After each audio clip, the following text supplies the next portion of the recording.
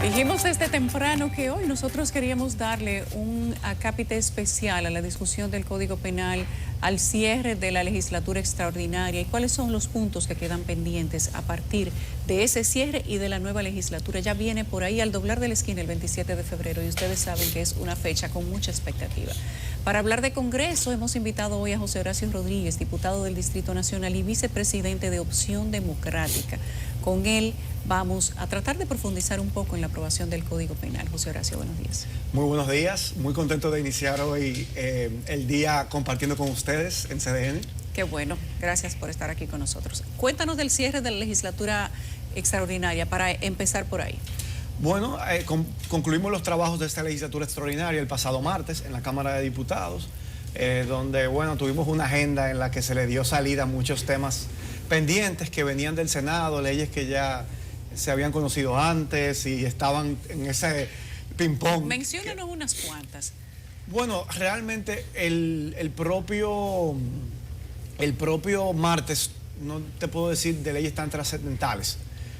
Sí recuerdo en particular una, porque la trabajamos en la Comisión de Medio Ambiente, que declara el monumento natural Río Partido en la provincia de Hermanas Mirabal.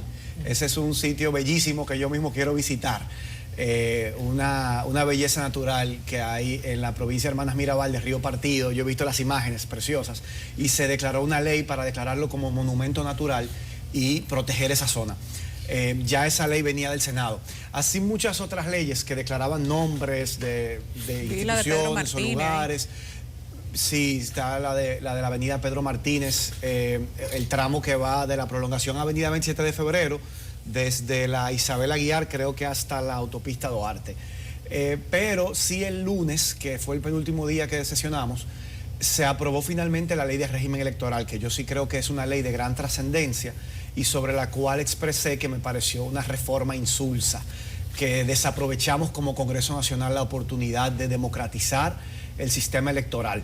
Creo que no hubo ningún avance significativo realmente en esa reforma electoral y desaprovechamos la oportunidad de bajar los topes a los gastos de campaña, de establecer garras más fuertes para sancionar a los candidatos y partidos que violen las leyes electorales y también, por ejemplo, para tener campañas electorales más centradas en la discusión de ideas y de propuestas, establecer los debates obligatorios a todos los niveles de elección. Yo creo que fue una oportunidad perdida. Como cosa curiosa, en el decreto de convocatoria de la extraordinaria se enumeran los proyectos que el Ejecutivo cree que deben tratar, si no se trató ninguno, ni se aprobó ninguno de los que están mencionados, porque paradójicamente no estaba la ley de régimen electoral. Exacto. En el decreto que fue precisamente para lo que se convocó. Sí.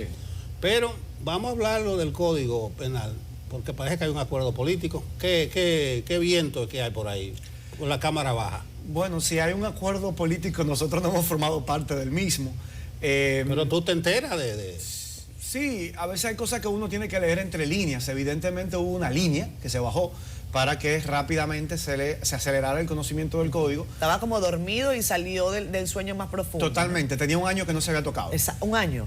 Casi un año, porque realmente en junio del año pasado, sí, en 2 semanas se aprobó un informe en la Cámara de Diputados, pero luego se dejó ahí y no se tocó, no se llevó nunca al Pleno.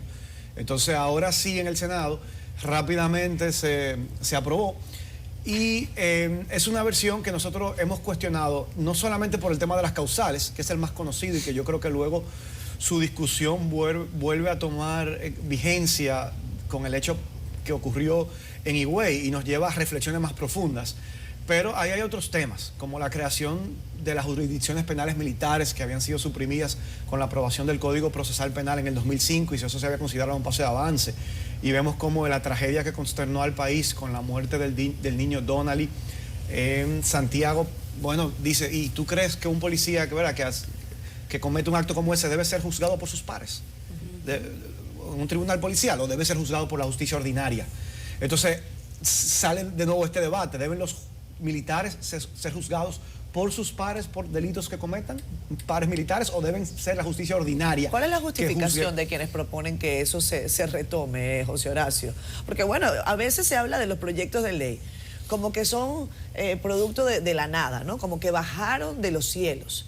Y hay personas, diputados o senadores, que son los que introducen esos nuevos elementos en la legislación. ¿Cuál es el argumento? El argumento que esbozan o que esgrimen para revivir estos tribunales militares es que eso está en la Constitución. Pero el propio Tribunal Constitucional se encargó de interpretarlo y existe una sentencia donde dice que esos tribunales son para materia estrictamente disciplinaria, no de carácter penal. Por lo tanto, el Código Penal no debe incluir esta creación de estos tribunales, porque no, y ya el Tribunal Constitucional lo estableció, no José Horacio que lo dice.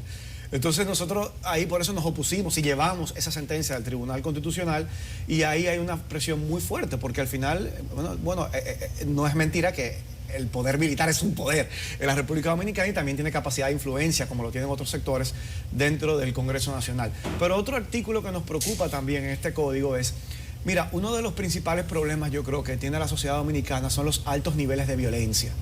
Reaccionamos de manera violenta, desproporcional en circunstancias que no lo ameritan, que terminan llevando a la tragedia. Y hemos visto muchísimas noticias, que si un disparo por un parqueo y una muerte, que si por una trifulca o una disputa que no ameritaba que nadie saliera muerto y sale alguien muerto. Por una bocina. Por una bocina. Entonces somos una sociedad muy violenta. ¿Cómo vamos a bajar esos niveles de violencia? Yo pienso que el hecho de que se considere que no es violencia, la violencia en el hogar cuando se justifica como disciplina, me parece un error en el Código Penal. Nosotros no podemos decir que la violencia en el hogar no se considera violencia si se está disciplinando a un niño. ¿Por qué? Porque como desde niño entonces aprendemos que la violencia es legítima para enseñar o para corregir. Cuando somos adultos, ¿qué entendemos? Una mujer entiende, bueno, si mis padres, que son quienes más me quieren, que me están para protegerme, me abimbaban cuando yo era niño, bueno, pues entonces acepto quizá que el marido la abimbe también. Aunque la quiere, me da golpe, bueno, mis padres también lo hacían y no quiere decir por eso que no me querían. Entonces yo creo que tenemos que entender que la violencia siempre es injustificable. La violencia solamente genera más violencia. No es válida para convencer a nadie, para persuadir a nadie, porque alguien haga algo mal no quiere decir que se le pueda aplicar violencia. Y si lo entendemos como niño, cuando adulto vamos a entender que también es válido reaccionar de manera violenta cuando queremos hacerle entender a alguien algo.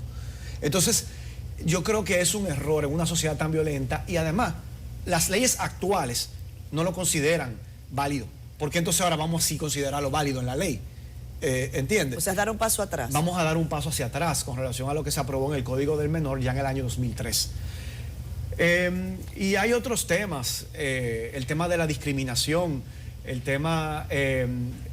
yo llegué al Congreso y me encontré con un código que protegía de discriminación a todos los grupos. Eso no fue una propuesta de José Horacio. Esa propuesta la tenía el código que depositó Alfredo Pacheco, presidente de la Cámara de Diputados, y que firmaron todos los voceros, menos quién, José Horacio, que en ese momento era vocero de Alianza País. Pero la firmó ¿Todos Julito los Fulcar. voceros estuvieron de acuerdo? Bueno, firmaron el código en el 2020, en agosto del 2020, que decía que tú no puedes discriminar a nadie por ningún motivo, y te citaba cada motivo, incluyendo que tú no puedes discriminar a alguien por su orientación sexual. Ah, pues entonces ahora eso se ha eliminado. Yo le pregunto a mis colegas, entonces ¿estamos de acuerdo con que alguien sea discriminado por tener una orientación sexual diferente al de la mayoría? Yo creo que no debemos estar de acuerdo. José Horacio, ¿tú piensas como diputado que has vivido todo lo que se ha dado dentro del Congreso Nacional, que aunque tenemos más de 18 años discutiendo este Código Penal, tal vez no se han dado las discusiones correctas o estamos en el punto donde estamos por las creencias personales de cada uno de los que lo han analizado? Porque hay puntos dentro del Código Penal que cuando nosotros lo leemos de este lado, nos luce a que hay cosas que se saben o que se deben de dirimir por sentido común. La discriminación te habla de sentido común. La violación sexual y las consecuencias para una violación sexual te hablan de sentido común. Los derechos de la salud te hablan de sentido común. Los tribunales para dirimir delitos a la sociedad, hasta por sentido común, es algo que tú puedes disgregar de una manera correcta, pero eso no se ha dado con el Código Penal. Yulisa, yo creo que nosotros hemos involucionado como sociedad. ¿Por qué? Porque esos temas no estaban en discusión en el Congreso anterior, todos esos temas ya estaban por consensuados. Sí había discusión con el tema de las causales, aunque al final se logró aprobar, y sí había discusión con los temas de los delitos de corrupción, que otro tema que no mencioné es que se establece una prescripción de 20 años. Sí. Después de 20 años usted no cometió delito de Pero ¿por corrupción. qué yo digo que eso es una involución? Porque el Código Procesal Penal que está vigente dice que todos los delitos que están reconocidos o tipificados en tratados internacionales son imprescriptibles. Y la República Dominicana es signataria de un tratado internacional que tipifica los delitos de corrupción administrativa. Por lo tanto, esos delitos son imprescriptibles. Ponerle ahora en el Código Penal 20 años es echar para atrás un avance. Y eso también está en ese proyecto que aprobó el Senado.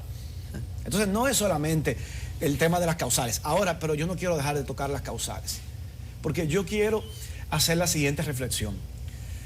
En todos los países desarrollados de Occidente, en todos, sin excepción, se permite y se regula la posibilidad de que una mujer pueda practicarse un aborto en determinadas circunstancias o en determinados plazos. En todos los países desarrollados de Occidente. Y yo me pregunto, ¿acaso esos países son pro muerte? No lo son. Son países a los que los dominicanos emigramos, a los que nos queremos parecer porque tienen mejor calidad de vida que nosotros. Y ninguno de esos países es pro muerte. Lo que pasa es que han entendido que admitir la posibilidad de acceder a una mujer a un aborto seguro salva vidas en determinadas circunstancias. Y yo creo que el mejor ejemplo se dio en esta misma semana. Es desgarrador escuchar el audio, que no debió haber salido a la luz pública, pero salió, de esa niña como se estaba desangrando. ¿Y por qué ella no tuvo la confianza, la seguridad de ir a un centro médico, de contarle lo que estaba haciendo a sus padres? Porque es ilegal hacerlo, porque podría ir presa. Por las consecuencias. Entonces, si ella hubiera podido acceder a un aborto seguro, ella estuviera viva hoy. Pero vámonos para atrás, hay muchos casos emblemáticos. Vámonos al caso de Emily Peguero. Ella se murió también desangrada y le terminaron dando un golpe en la cabeza porque se estaba muriendo, practicándole en un apartamento en condiciones inhumanas, también un aborto. Si Emily Peguero hubiera podido, con 16 años que tenía, acceder a un aborto seguro, estuviera viva. Ya hoy tuviera 20 y pico de años, quizás ya fuera madre por elección en condiciones que se lo permitieran, con un padre que quisiera también tener esa criatura, porque al final termina pagando la muerte, la niña, la mujer, y el padre impune, que también quería hacerse el aborto. A mí yo tengo colegas que me han dicho, mira fulano de que provida con una banderita azul y tiene 30 barriga abajo, pero él no es que pone en riesgo su vida para abortar, es a la mujer que pone en riesgo la vida. Entonces, esos países han entendido eso.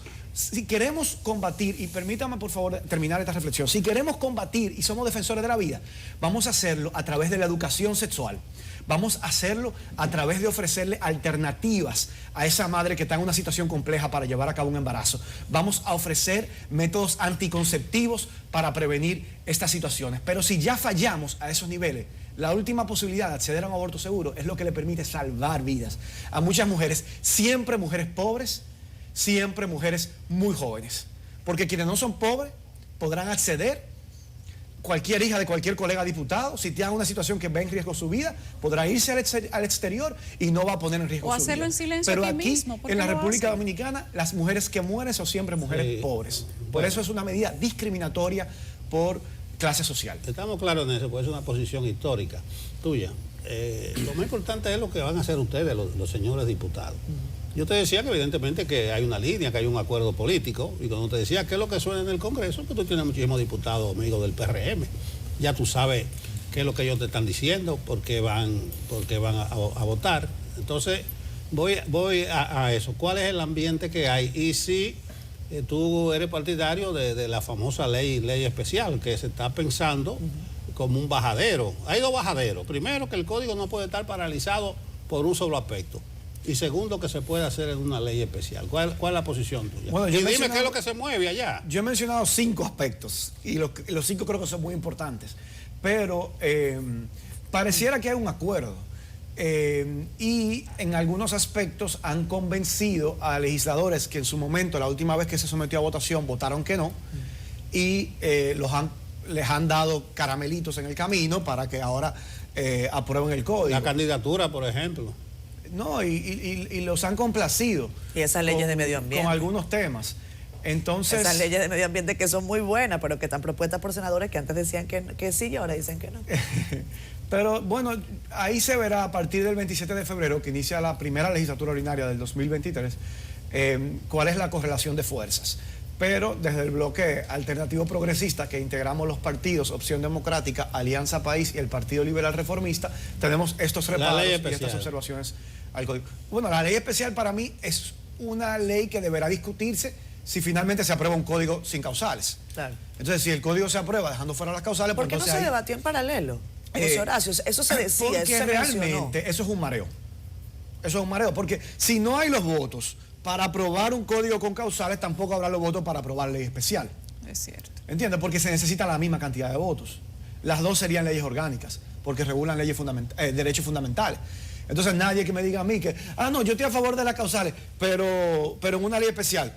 No, ¿Cuál es la diferencia? ¿Cuál es la diferencia de la ley especial del código? Entonces, al final, eso es un mareo para poder justificar la aprobación de un código sin causales y después dejar la discusión para un tema en el cual esa ley no podrá ser aprobada porque no cuenta tampoco con los votos suficientes. José Horacio, yo he estado, siempre lo digo, he estado acompañando la lucha de las tres causales desde sus inicios y lo reitero.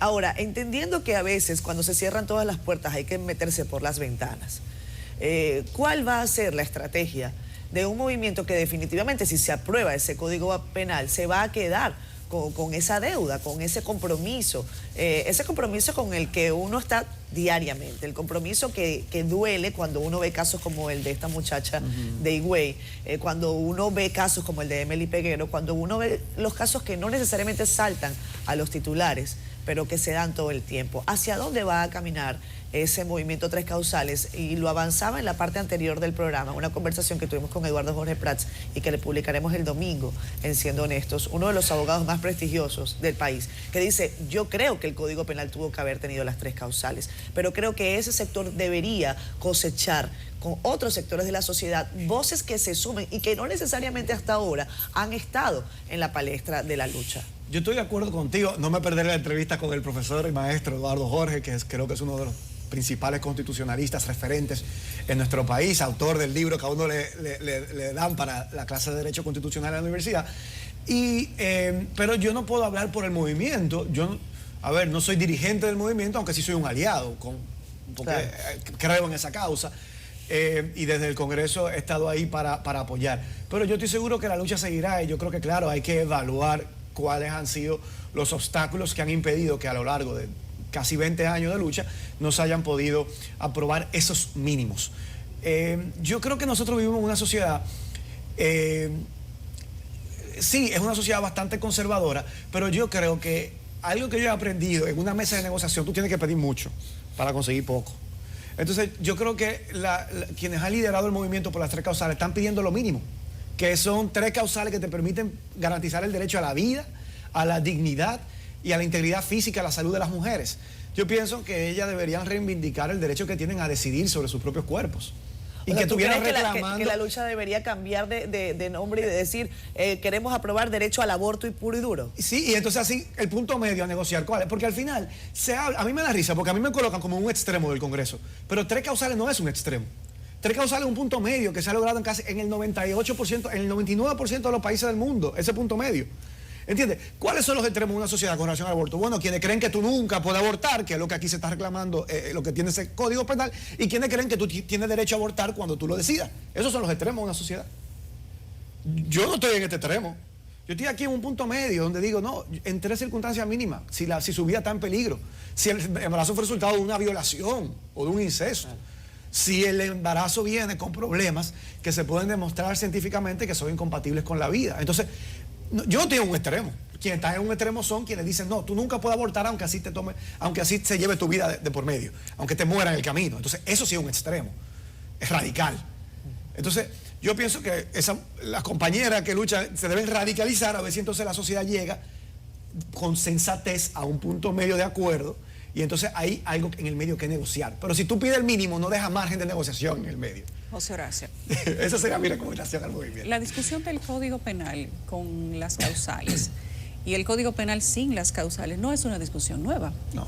Sin embargo, los legisladores sí han cambiado a lo largo de estos 18, 19 años, no son los mismos. Pero fíjate que la posición es la misma. ¿Qué es lo diferente? ¿Qué es lo que mantiene la retranca en ese Código Penal? Porque años atrás no se hablaba de tres causales y igual no se aprobaba el Código Penal. Mira, en mis primeros meses, este fue el tema que primero se agarró. Yo recuerdo que yo nada más tenía como 3 o 4 meses siendo diputado, hicimos un retiro en la Comisión de Justicia y consensuamos la mayor parte del código. Y a mí me llamó muchísimo la atención algo. Hubo un colega diputado que propuso una tipificación nueva de delito de corrupción, donde proponía que se tipificara el abultamiento de la nómina pública. ¿Para qué? Para que se castigara cuando se otorgan mucha botella en el Estado, porque al final tú estás desangrando el presupuesto público dando botella que pudiera destinarse a mejorar los servicios públicos, a una administración más eficiente del Estado. Y yo dije, wow, qué buena idea, y lo apoyé y lo secundé, pero obtuvo un no rotundo de la mayoría. Y hubo una diputada que en esa comisión dijo, muerta de risa, más fácil se aprueban las causales que un artículo que tipifique el abultamiento de la nómina pública, y todo el mundo se rió. Y yo me quedé pensando, y yo dije, wow, eso como que me abrió los ojos. Claro, estábamos iniciando el periodo constitucional, y yo dije, como que yo sentí la sensación, aquí el tranque de que este código no se haya aprobado no son las causales, eso parece que es una excusa. Son el fortalecimiento de la tipificación de los delitos de corrupción que permitirá llevar a la cárcel a mucha gente que luego quede impune. Recordemos que hubo una acusación que una vez hubo de corrupción contra un expresidente y la fiscal en ese momento dijo, mira, en otros países esto sería considerado corrupción, pero en nuestro país no. En nuestro país no. Esto no está tipificado. Bueno, con este código se tipifica, por ejemplo, el tráfico de influencia, una serie de delitos que no están hoy en día reconocidos como delitos de corrupción. Y yo dije, wow, quizá esto es lo que ha habido detrás. O sea, tuve esa reflexión, quizá esto es lo que ha habido detrás, que realmente ha impedido la aprobación del código, ese fortalecimiento de la lucha contra la corrupción y no realmente el tema de las causales que se puede haber utilizado como una excusa. Bueno, gracias, José Horacio. Yo creo contigo que estamos en un atraso. Yo recuerdo haber participado a principios de los 70 en debate de estos temas. Y en Rusia, cuando era comunista, ahí hasta las 12 semanas se permitía la interrupción de en Rusia. En el 70. En el 70, yo me imagino, no sé cómo están ellos ahora, si están involucionando como igual, nosotros. Pero muchas gracias, pero es una barbaridad lo de los tribunales militares y policiales. Yo nunca pensé que eso iba a volver aquí. Pero gracias, te daremos seguimiento. ¿Cómo es que decía la primera dama? Sí, te estamos observando porque se van a manejar muchas cosas allá adentro. Que nos observen. Yo creo que en la medida en que los medios de comunicación y la ciudadanía vigila y observa el trabajo que hacemos dentro del Congreso, se hace un mejor trabajo. Bueno, estaremos observando a ver qué negociaciones que se van a dar. Gracias. Gracias a ustedes.